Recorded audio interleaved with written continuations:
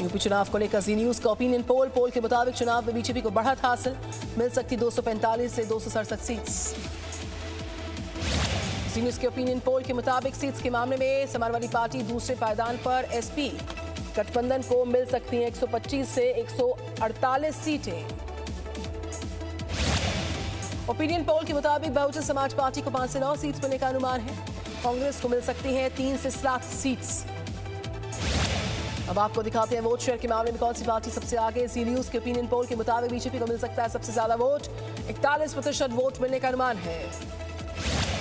Vote share के मामले में समाजवादी पार्टी दूसरे पायदान पर, जी न्यूज के ओपिनियन पोल के मुताबिक समाजवादी पार्टी को मिल सकते हैं 34% vote.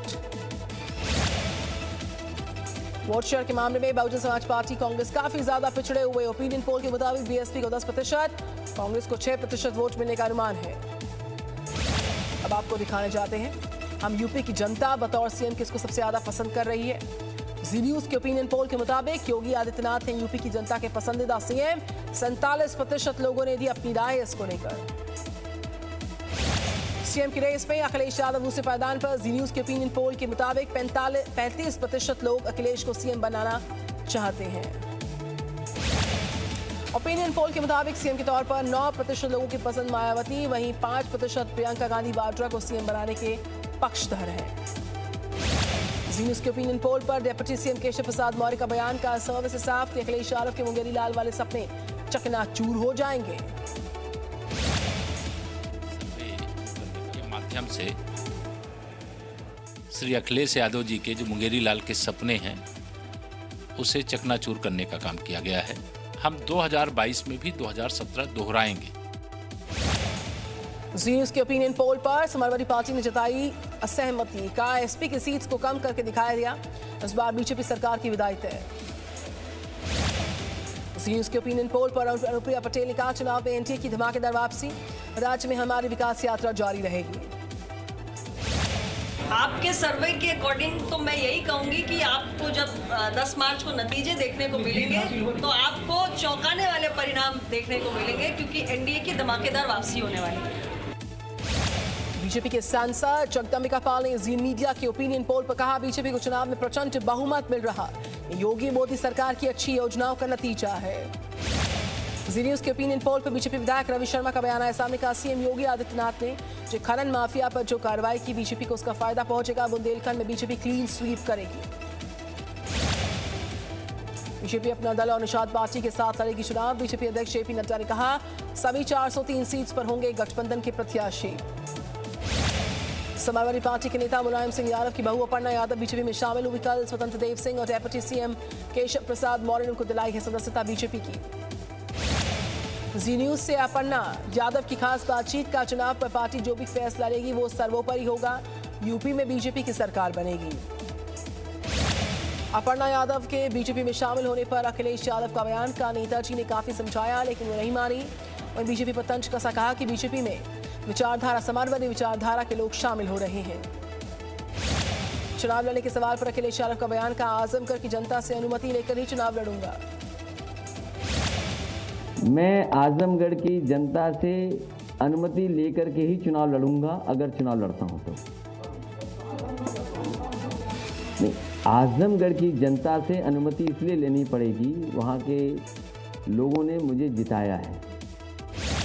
Deputy CM Keshav Prasad Maurya Akhilesh पर निशाने साधे बोला, कहा अगर अखिलेश चुनाव लड़ रहे हैं तो सीट का ऐलान क्यों नहीं कर देते हैं, वो बीजेपी की लहर से डरे हुए। चुनाव से पहले अखिलेश यादव का बड़ा ऐलान, कहा समाजवादी पेंशन योजना फिर से होगी शुरू, जरूरतमंद महिलाओं को पेंशन के तौर पर 18,000 रुपए दिए जाएंगे। समाजवादी पेंशन योजना को पुनः शुरू किया जाएगा। वृद्ध जरूरतमंद महिलाएं, बीपीएल परिवार, उनको प्रति वर्ष 18,000 रुपए पेंशन देने का काम समाजवादी सरकार में किया जाएगा। बहुजन समाज पार्टी ने पहली लिस्ट में बचे हुए उम्मीदवारों के नाम घोषित किए, साथ ही पहले फेज के उम्मीदवारों की लिस्ट में भी कुछ बदलाव किए गए। यूपी चुनाव को लेकर एआईएमआईएम ने तीसरी लिस्ट जारी की, तीसरी सूची में 7 प्रत्याशियों के नाम, लिस्ट में 2 हिंदू, बाकी 7 उम्मीदवार मुस्लिम समुदाय से आते हैं। कांग्रेस नेता सचिन पायलट का सीएम योगी पर निशाना, कहा 5 साल तक सीएम ने कुछ नहीं किया। किसानों के मुद्दे पर बीजेपी को घेरते हुए कहा, किसानों को कुचलने का काम करेंगे तो किस मुंह से वोट मांगेंगे।